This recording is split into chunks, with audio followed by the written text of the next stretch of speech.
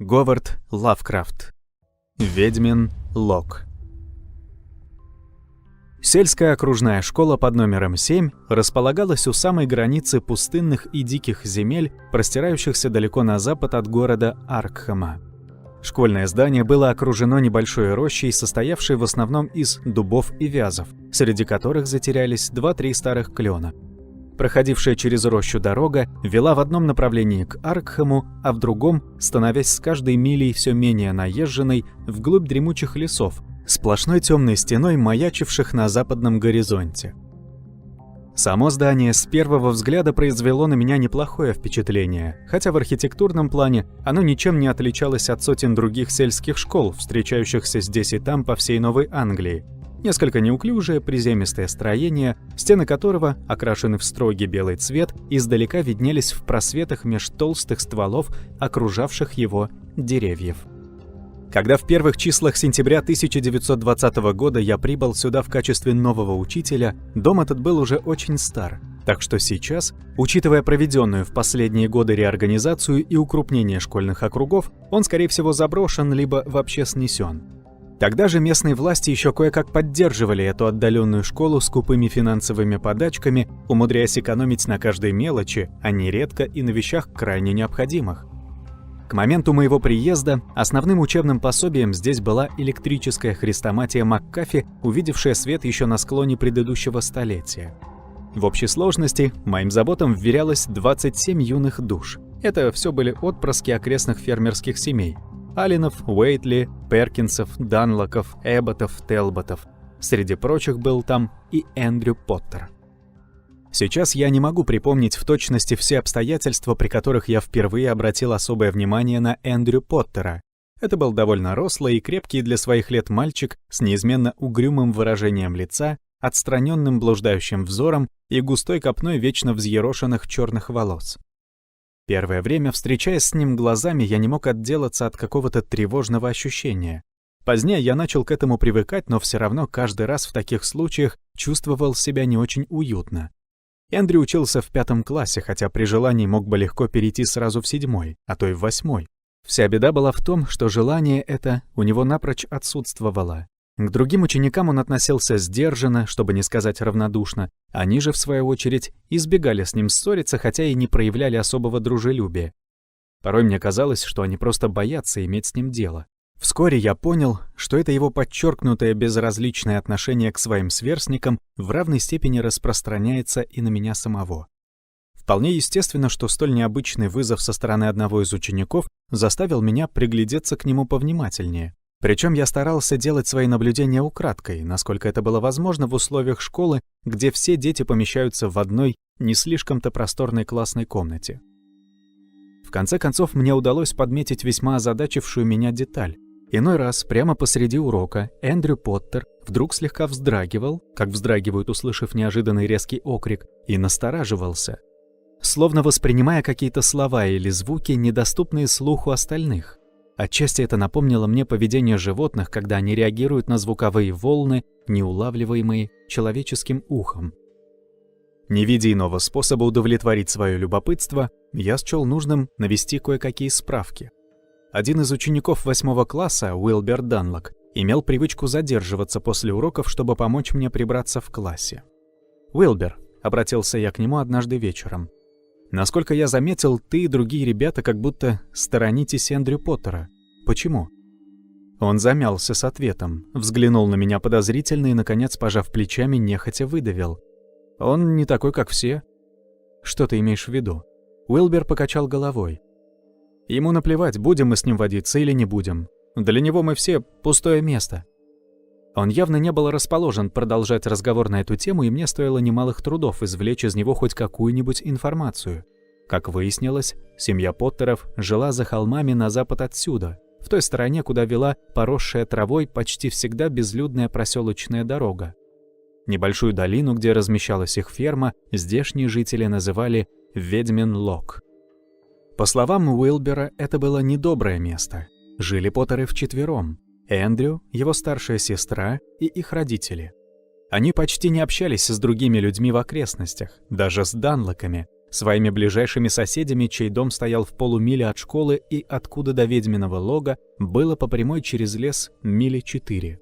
Ничего больше он не смог, а скорее не пожелал мне сообщить. Спустя неделю после этого разговора я попросил Эндрю Поттера остаться в школе по окончании занятий. Он ничуть не удивился и не попытался возражать, отнесясь к моей просьбе как к чему-то само собой разумеющемуся. Когда все дети ушли, он приблизился к моему столу и замер, глядя на меня выжидательно. При этом на его полных губах показалось слабое подобие улыбки. «Я посмотрел твои последние работы, Эндрю», — сказал я, «и пришел к выводу, что тебе достаточно будет совсем небольшого усилия для того, чтобы перейти сразу в 6 или даже в 7 класс. Хочешь ли ты предпринять это усилие?» Он пожал плечами. «Что ты вообще намерен делать, когда окончишь школу?» Ответом был все тот же неопределенный жест. «Ты не собираешься продолжить учебу в одном из Аркхемских колледжей?» Внезапно с его лица сошло ставшее уже привычным скучливое выражение. Взгляд сделался жестким и пронзительным. «Мистер Уильямс, я нахожусь здесь только потому, что есть закон, который заставляет меня здесь быть», — сказал он. «Но нет закона, который заставлял бы меня поступать в колледж». «А самому тебе это не нужно?» — продолжал я гнуть свое. «Нужно, не нужно, какая разница? Все решают мои предки».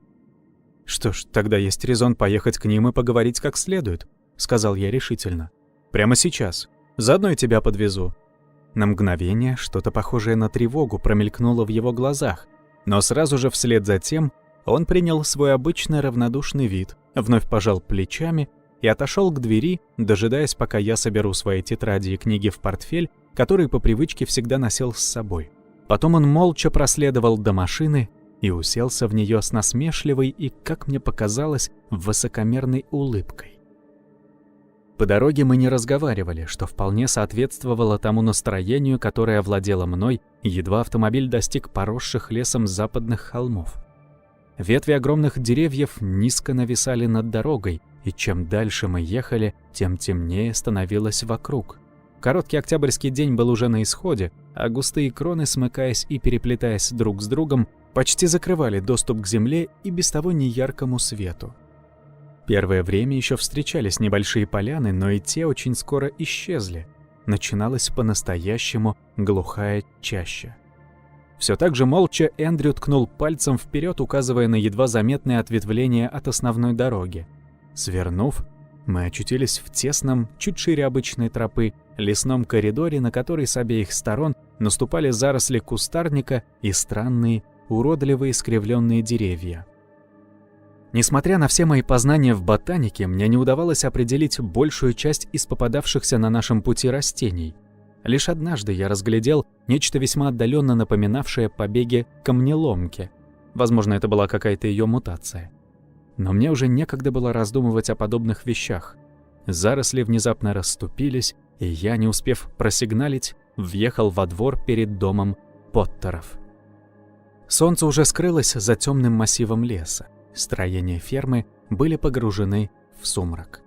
Позади них по дну долины цепочкой тянулись возделанные поля. На ближайшем был виден сложенный в скирды хлеб, далее жнивье, а на третьем поле тыквенные грядки. В облике самого дома было что-то угрюмое и даже зловещее. Невысокий, второй этаж занимал лишь половину длины здания, с двускатной крышей и тяжелыми ставнями на окнах. Он стоял в окружении нескольких потемневших от времени и, судя по их виду, давно уже заброшенных построек. Упадок и запустение чувствовались повсюду. Лишь несколько кур, лениво ковырявшихся в отбросах на заднем дворе, хоть как-то оживляли эту унылую картину. Если бы дорога, по которой мы ехали, не обрывалась именно здесь, я бы, пожалуй, вообще усомнился в том, что мы прибыли на ферму Поттеров. Эндрю искоса взглянул на меня, словно пытаясь по выражению лица догадаться о моих мыслях, а затем легко выпрыгнул из машины. Чуть замешкавшись, я двинулся за ним. Еще на крыльце я услышал его голос, предваряющий мое появление. «Привел учителя, мистера Уильямса», — громко сказал он. Ответа не последовало. Войдя внутрь, я оказался в полутемной комнате, освещенной одной только старинной керосиновой лампой. Все семейство Поттеров было в сборе. Отец, внушительного роста, слегка сутулый, с рано поседевшей головой, в первый момент показавшийся мне много старше своих 40 с небольшим лет, мать, безобразно располневшая, почти бесформенная женщина, и стройная девочка-подросток с тем же странным отсутствующим взглядом, который я еще раньше подметил у ее брата.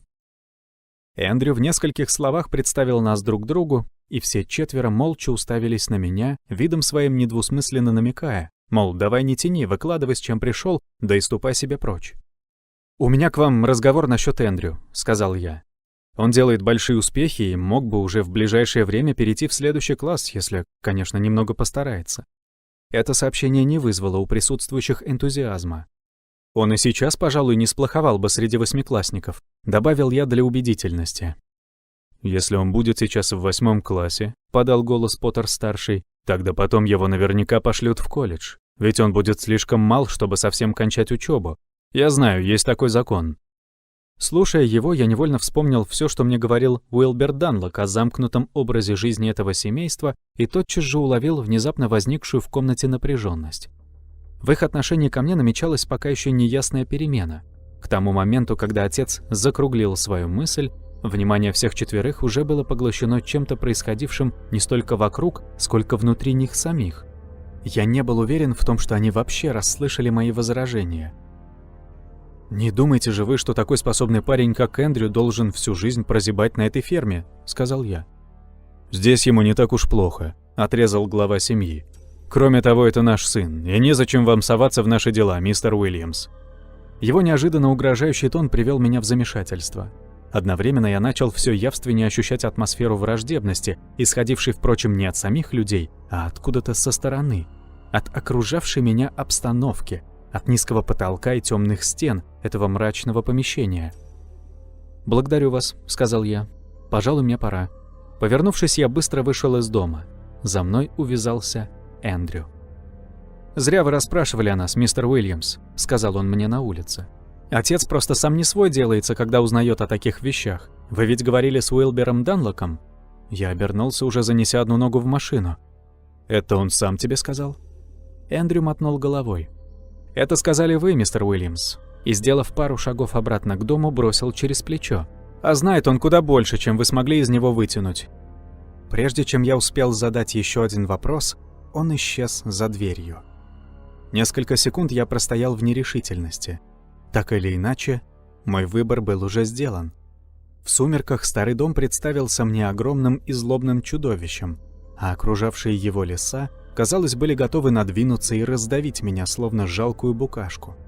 Я слышал отчетливый скрип ветвей и шорох листвы, хотя воздух вокруг был абсолютно неподвижен, ни малейшего дуновения ветра. Я чувствовал, как неведомая враждебная сила отталкивает, гонит меня прочь от этого дома.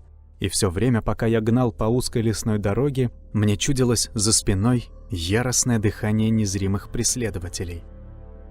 До своей комнаты в Аркхэме я добрался уже совершенно в разбитом состоянии. Вне всякого сомнения, я был подвергнут сильнейшему психическому воздействию, иного объяснения произошедшему я просто не находил. Возможно, я сам, того не ведая и не желая, вторгся в некую запретную область, а моя неподготовленность к подобному обороту событий лишь усугубила полученное мной потрясение. Мне не давала покоя мысль о том, что же все-таки происходило на старой ферме в Ведьмином лагу. Какая таинственная сила привязывала всю семью к этому месту и не позволяла Эндрю Поттеру, при его безусловно редкой одаренности, променять мрачную лесную долину на более светлый и жизнерадостный мир. Почти всю ночь я пролежал без сна, мучимый неясными страхами и предчувствиями, а когда все же уснул, сознание мое тотчас заполонили самые невероятные образы. Я видел внезапное появление каких-то свирепых и отвратительных существ. Перед мысленным взором моим совершались вселенские катастрофы. Безумный ужас и смерть царили повсюду. По пробуждении я долго не мог прийти в себя. Мне казалось, будто волею случая я соприкоснулся с чужим страшным миром, бесконечно далеким от окружавшей меня реальной действительности. В то утро я приехал в школу раньше обычного и, к своему удивлению, застал у дверей Уилбера Данлока. Во взгляде, которым он меня встретил, читался горький упрек. Никогда прежде я не видел этого обычно дружелюбного и веселого мальчика таким расстроенным. «Не стоило вам говорить Эндрю Поттеру о нашей беседе», — промолвил он вместо приветствия. Я ничего ему не говорил. «Я могу ручаться только за себя. Раз я этого не сделал, стало быть, сделали вы. Больше некому», — сказал он и после паузы добавил. 6 наших коров были убиты этой ночью, и весь хлев разрушен». Я не сразу нашелся с ответом. «Может, это была внезапная буря?» «Прошлой ночью не было бури», — оборвал он меня. «А коров расплющило так, что и смотреть жутко». «Да, но при чем здесь Поттеры, Уилбер?» — вскричал я. «Не думаешь же ты...» Он посмотрел на меня устало и печально, как смотрит тот, кто понимает, на того, кто не желает или не может понять. Странный этот разговор подействовал на меня еще сильнее, нежели все события предыдущего вечера.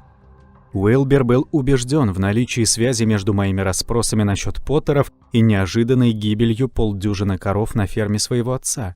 Убеждение это засело в нем настолько глубоко, что я, видя всю безнадежность затеи, даже и не пытался хоть как-то его поколебать. Когда в классе появился Эндрю Поттер, я не заметил в его внешности и поведении никаких перемен, могущих подтвердить догадки Уилбера Данлока. Как всегда, он с невозмутимым и безразличным видом держался чуть в стороне от остальных ребят.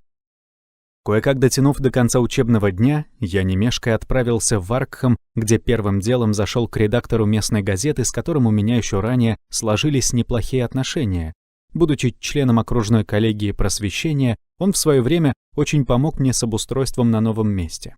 Я полагал, что этот умудренный годами, ему было уже под 70, и находившийся в курсе всех местных новостей человек сможет лучше кого бы то ни было ответить на беспокоившие меня вопросы.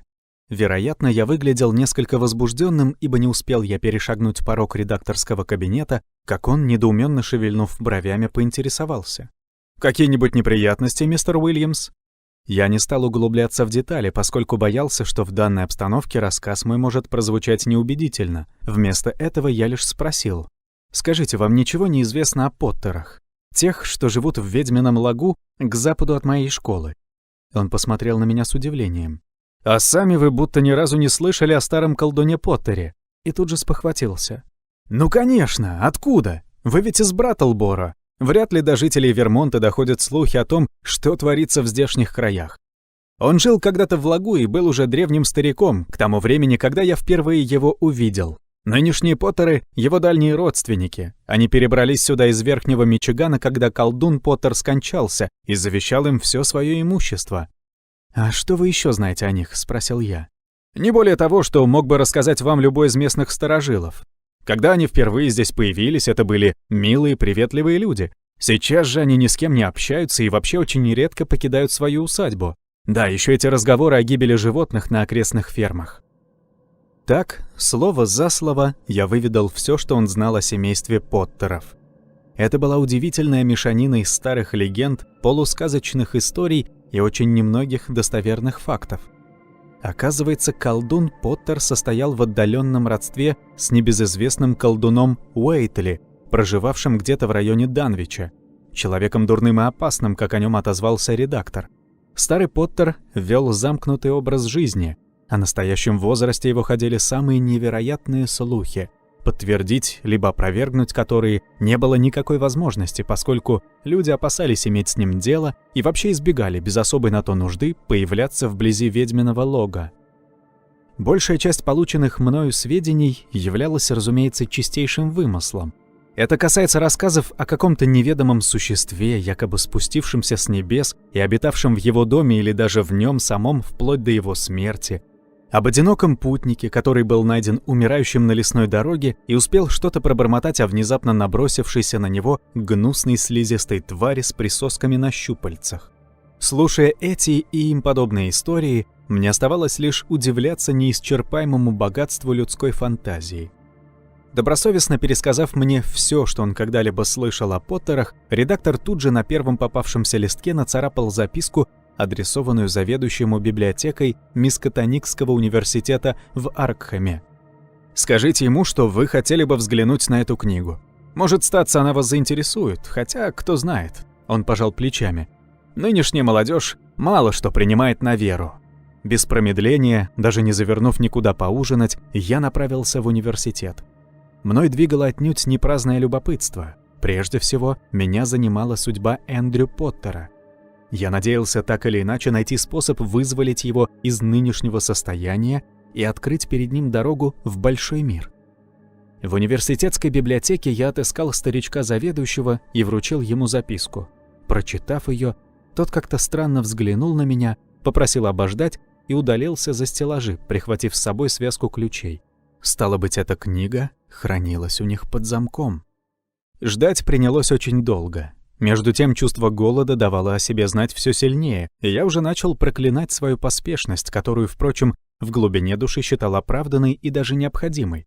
Трудно сказать, на чем основывалась эта моя убежденность. Наконец появился библиотекарь с тяжелым старинным фолиантом в руках. Пройдя мимо меня, он молча положил книгу на ближайший стол, вероятно, с таким расчетом, чтобы я все время был у него на виду. Озаглавлена книга была на латыни «Некрономикон», тогда как ее автор, некий Абдул Аль-Хазрет, судя по имени, был арабом, а сам текст был написан на весьма архаичном английском. Я начал читать с интересом, который, однако, вскоре сменился недоумением. Книга рассказывала о каких-то мифических расах инопланетных завоевателей, называемых богами седой старины и властителями древности. Чего стоили одни только их имена — Ктулху, Хастур, Шубнигурат, Азазот, Дагон, Итаква, Вендиго, Ктукха. Все они в разное время пытались захватить Землю. Многим из них служили и поклонялись дочеловеческие земные расы — Чо-Чо, глубоководные и другие. Я листал страницу за страницей. Магические заклинания и каббалистическая символика перемежались картинами грандиозных космических битв между властителями древности и богами седой старины, а также описаниями старинных религий и культов, остатки которых сохранились в труднодоступных районах не только нашей, но и многих других обитаемых планет. Я не мог понять одного: какое отношение имел весь этот вздор к семье Поттеров, этих угрюмых затворников, столь ревностно оберегающих покой в своей окруженной лесами ферме. Неизвестно, сколько еще времени провел бы я за чтением, не произойдя одна случайная встреча. Почувствовав на себе чей-то внимательный взгляд, я поднял голову и увидел стоящего в стороне незнакомца, который, убедившись, что я его наконец заметил, тотчас приблизился к моему столу. «Прошу прощения», — сказал он, — «но я никак не возьму в толк, что в данной книге может представлять интерес для учителя сельской школы». «Я и сам теперь удивляюсь», — признался я. «Профессор Мартин Кин», — представился мой собеседник. «Скажу вам честно, эту книгу я знаю практически наизусть». «Какая-то мистическая чушь. Вы так полагаете?» «Ну, разумеется». «Вы просто утратили способность удивляться, мистер Уильямс. Скажите, если это не секрет, что побудило вас заняться этой книгой?» Несколько секунд я колебался, но внешний вид и голос профессора внушали доверие. «Давайте прогуляемся немного, если вы не против», — предложил я. Он молча кивнул. Я возвратил книгу библиотекарю, и мы вышли из здания университета. На улице я во всех подробностях, хотя, быть может, и не совсем последовательно, рассказал ему об Эндрю Поттере, доме в Ведьмином лагу, моей поездке туда и связанных с этим ощущениях и даже о странной гибели скота на ферме Данлоков. Он слушал меня, не перебивая, с очень серьезным и сосредоточенным видом. В конце рассказа я объяснил свой интерес к прошлому старой усадьбы в лагу единственным желанием как-то помочь одному из моих учеников. «Коль уж речь зашла о вещах странных и таинственных», — сказал он, когда я закончил, — «то здесь их долго искать не придется. В таких отдаленных местах, как Данвич или Инсмаут, да и у нас в Аркхаме, вам расскажут массу подобных историй. Взгляните сюда, на эти старинные дома с плотно закрытыми ставнями, сквозь щели которых лишь кое-где пробивается слабый свет. Чего только не происходило под их крышами. Большую часть этих тайн мы никогда не узнаем. Вы можете ко всему относиться скептически, но ведь для того, чтобы поверить в существование зла, вовсе не обязательно сталкиваться лицом к лицу с его непосредственным воплощением. Что же до этого вашего ученика, то я бы попробовал ему помочь. Вы не будете возражать? Конечно, нет. Но учтите, это дело опасное, как для него, так и для вас. За себя я не очень боюсь.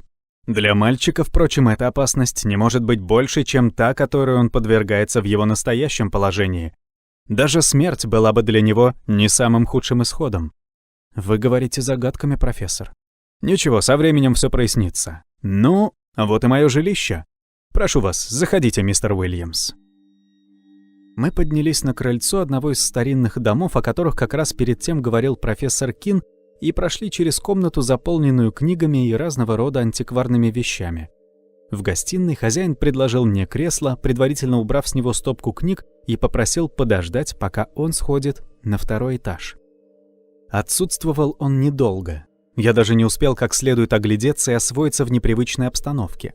Когда он появился вновь, я заметил в его руках несколько камней, формой своей отдаленно напоминавших пятиконечные звезды. Профессор вручил мне один за другим 5 таких камней. «Завтра после занятий, если Поттер-младший будет в школе, попросите его задержаться и незаметно прикоснитесь к нему одним из этих предметов. Затем постарайтесь сделать так, чтобы камень постоянно находился в контакте с его телом. Есть еще 2 очень важных условия. Во-первых, хотя бы один такой камень должен всегда быть при вас. И во-вторых, избегайте наперед обдумывать свои действия. Эти твари обладают телепатическим чутьем и запросто могут прочесть ваши мысли». Я вздрогнул, вспомнив, как Эндрю догадался о моем разговоре с Уилбером Данлоком. «Можно хотя бы узнать, что это за штуки?» — спросил я. «Для начала вам не мешало бы избавиться от предубеждений», — усмехнулся профессор. «Впрочем, извольте. Эти камни несут на себе печать Эрлайх. Ими боги седой старины запирали темницы, в которых они держали пленных властителей древности». «Мистер Кин, времена, когда люди верили подобным сказкам, давным-давно прошли», — возмутился я. «Мистер Уильямс, во все времена люди будут стремиться к тому, чтобы раскрыть тайну жизни. Так уж устроен наш мир. Если эти камни не имеют той силы и того значения, которое я им приписываю, то они никак не подействуют на Эндрю Поттера и не смогут защитить вас». «Защитить от кого?» «От того, чью враждебность вы один раз уже ощутили, побывав в доме Поттеров. Или там вы имели дело все с той же мистической чушью?» Он улыбнулся. «Можете не отвечать. Я заранее знаю все, что вы скажете. Лучше мы с вами договоримся таким образом. Если после того, как вы прикоснетесь камнем к этому мальчику, произойдет что-нибудь необычное, вы не дадите ему уйти домой, а привезете ко мне в этот дом. Согласны?» «Согласен», — сказал я. Следующий день показался мне невыносимо долгим и трудным. Не только из-за всяких недобрых предчувствий, не дававших мне ни минуты покоя, но еще и потому, что мне приходилось постоянно быть настороже, контролируя каждую свою мысль и время от времени ощущая на себе пристальный взгляд Эндрю Поттера. Когда подошел к концу последний урок, я попросил его остаться в классе. Вновь, как и в прошлый раз, моя просьба была воспринята с почти оскорбительным равнодушием. У меня даже на миг возникло желание бросить всю эту дурацкую затею со спасением. Однако я решил не отказываться от первоначальных намерений. Камни были спрятаны в моей машине, и я, как бы между прочим, предложил Эндрю выйти на свежий воздух. В эти минуты я особенно остро осознавал всю нелепость своего положения. Образованный человек, выпускник колледжа, готовится к совершению неких магических действий, тем самым ставя себя на одну доску с каким-нибудь дикарем из африканских джунглей. Мы медленно пересекли лужайку перед школой. Эндрю держался чуть позади. Еще не поздно было выйти из игры. Я мог сейчас посадить мальчика в машину и подвезти его домой. Простой и естественный жест. Но я так не поступил. Вместо этого я, открыв дверцу, взял 2 заранее приготовленных камня, один опустил в свой карман, а другой, резко обернувшись, прижал ко лбу Эндрю. Далее произошло то, чего я никак не ожидал. Лицо его вмиг исказило гримаса боли и ужаса. Глаза вылезли из орбит, затем он издал жуткий вопль, широко раскинув руки, разбросав свои тетради и книги, попятился. Я также сделал несколько шагов, не отпуская руки с камнем от его лба, и начал падать навзничь. Я едва успел его подхватить. Через пару секунд он затих, неподвижно распластавшись на земле. Лишь в уголках его рта слабо пузырилась пена. Внезапно резкий порыв холодного ветра пронесся над лужайкой, смял вокруг нас траву и цветы, оборвал листья с ближайших деревьев и умчался на запад к темневшим невдалеке лесным холмам. Кое-как оправившись от первого потрясения, я перенес Эндрю на заднее сиденье автомобиля, положил камень ему на грудь и с рекордной быстротой преодолел 7 миль, отделявших меня от Аркхэма. Профессор Кин был дома и ничуть не удивился моему приезду. Более того, для Эндрю Поттера уже была готова постель. Мы вдвоем осторожно перенесли его из машины, после чего профессор дал ему какое-то успокаивающее средство и, удостоверившись, что мальчик заснул, обратился ко мне. «Теперь нельзя терять ни минуты. Они будут его искать. Вероятно, девочка придет первой. Нам надо как можно скорее возвратиться в школу». Только тут мне до конца открылся весь ужас того, что происходило с Эндрю Поттером. Какое-то время я находился в состоянии близком к обмороку, так что мистеру Кину пришлось буквально на руках выносить меня из своего дома. Даже сейчас, много лет спустя, когда я вспоминаю события той ночи, меня пробирает невольная дрожь. Я представляю себе одиночество и беспомощность человека, вдруг оказавшегося перед лицом необъятной и непостижимой вселенной. В тот момент я понял, что все прочитанное мной в древней книге из Мискотоникской библиотеки отнюдь не является пустым и вздорным вымыслом, а скорее всего служило чем-то вроде ключа к таинственным знаниям, источник которых, возможно, был много старше самого человечества. Я боялся даже подумать о том, что могло скрываться за разговорами о чудовищной твари, которую колдун Поттер призвал в свой дом откуда-то из неведомых просторов космоса. Очень слабо, как будто издалека, до меня доносился голос профессора. Он советовал мне отбросить лишние эмоции и рассматривать все случившееся в сугубо научном аспекте. Казалось бы, я достиг своей цели. Эндрю Поттер был спасен, но в действительности до полной победы было еще далеко. Теперь нам предстояло иметь дело с остальными членами семейства, которые, без сомнения, уже шли по его следам. Мне было искренне жаль этих, по сути, ни в чем не повинных людей, переселившихся из Мичигана сюда, на уединенную ферму для того, чтобы оказаться во власти какой-то давно поджидавшей их потусторонней силы. Но вот, наконец, мы подъехали к школе. Профессор велел мне зажечь в классе свет и сесть за стол, оставив входную дверь широко открытой, а сам притаился в засаде за углом дома. Памятуя о его предупреждении, я постарался думать о чем угодно, только не о предстоящей встрече с Поттерами. Девочка пришла поздно вечером. Все повторилось точь-в-точь, как в случае с ее братом, а когда она, уже затихнув, лежала в проходе между столами, через порог из темноты шагнул Поттер-старший с охотничьим ружьем в руках. Ему не нужно было ничего спрашивать. Он знал, что здесь произошло. Молча он указал на свою дочь, на магический камень у нее на груди и качнул стволом ружья в мою сторону. Все было предельно ясно. Или я убираю камень, или он будет стрелять. Такой поворот событий был, однако, предусмотрен профессором Кином. Он возник в дверях за спиной Поттера и дотронулся до него одним из своих камней раньше, чем тот успел среагировать. После этого мы прождали еще 2 часа, но все было напрасно. Миссис Поттер не появилась. «Она не придет», — сказал наконец профессор. «Похоже, она-то и служит здесь главной фигурой. А я сперва было отводил эту роль ее мужу. Но теперь выбора нет, отправляемся в Ведьмин Лог. Эти двое пускай пока полежат, сейчас некогда с ними возиться». Мы ехали через ночной лес с зажженными фарами, не таясь, ибо эта тварь, по словам профессора, знала о нашем приближении, но не могла причинить нам вреда, так как мы были под защитой звездообразных талисманов.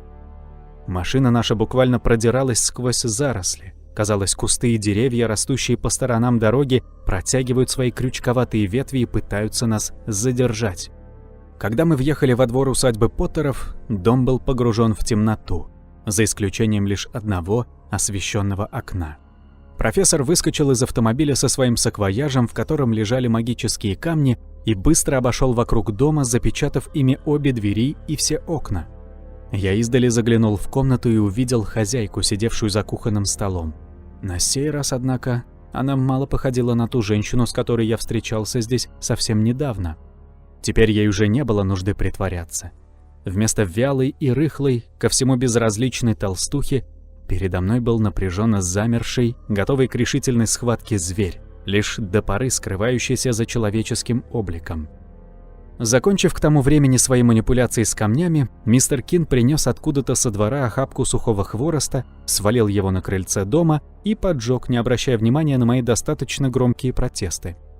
Затем, подойдя к окну и взглянув на женщину, он объяснил мне, что только огонь способен уничтожить элементарную структуру существа, затаившуюся внутри дома, но при этом сама миссис Поттер еще может быть спасена. «Пожалуй, вам не стоит на это смотреть, Уильямс», — добавил он. Однако я не внял его разумному совету, о чем горько сожалею по сей день. Я остался стоять перед окном и хорошо видел все, что происходило в комнате. Миссис Поттер, или же некто иной, обитавший в ее массивном теле, поднялась с места и, неуклюже переваливаясь, подошла к задней двери, но, не дойдя, остановилась и отступила. Затем двинулась было к окну, но вновь отступила и, тяжело рухнув на пол в центре комнаты, между столом и нерастопленной печью, забилась в жестоких конвульсиях. Комната медленно заполнялась дымом, клубившимся вокруг тусклой керосиновой лампы и скрывавшим очертания предметов, но я пока еще мог различить миссис Поттер. Она каталась и корчилась на полу, в то время как от ее тела постепенно отделялась какая-то смутная аморфная масса. Я успел увидеть лишь длинные щупальца и на миг ощутил волну пронзительного холода, о природе которого я не решаюсь судить, ибо ощущение это было не столько физическим, сколько, я бы сказал, подсознательным. Когда я снова взглянул в окно, женщина была уже неподвижна, а над ней, в воздухе, расползалось подобие темного облачка, которое, проплыв несколько футов, исчезло в открытом жерле печи. «Мы забыли о дымоходе!» — закричал профессор Кин и отпрянул назад. А вверху над трубой дома уже возникло и начало, уплотняясь, обретать форму нечто, своей темнотой выделявшееся даже на фоне ночного неба. Еще секунда, и черная комета прорезала небосвод, стремительно уносясь к далеким созвездиям, туда, откуда она однажды была вызвана колдуном Поттером, чтобы стать частью его самого, а затем, дождавшись приезда ничего не подозревающих наследников, продолжить свое земное существование уже в новом обличии. Нам удалось спасти миссис Поттер, вытащив ее из горевшего дома. Теперь ее и впрямь было не узнать. Настолько сильно она уменьшилась в объеме. Вряд ли имеет смысл подробно рассказывать о дальнейших событиях этой ночи. О том, как профессор после пожара разыскивал на пепелище свои древние талисманы, о воссоединении семьи Поттеров, навсегда избавленных от мрачной участи пленников ведьминого лога, куда они решили больше не возвращаться, об Эндрю, который, когда мы пришли его будить, говорил во сне о битве великих ветров и о славном месте на берегах озера Хали, где они живут свободно и бесконечно. Я ни разу с тех пор не пытался узнать что-либо о таинственном существе, обитавшем некогда на ферме колдуна Поттера. В иных случаях неведенье есть величайшее благо, и я мог бы сейчас пользоваться им в полной мере, не забрось меня как-то судьба на самую границу дикого лесного края, в сельскую окружную школу под номером 7, и не окажись среди моих учеников странного мальчика по имени Эндрю Поттер.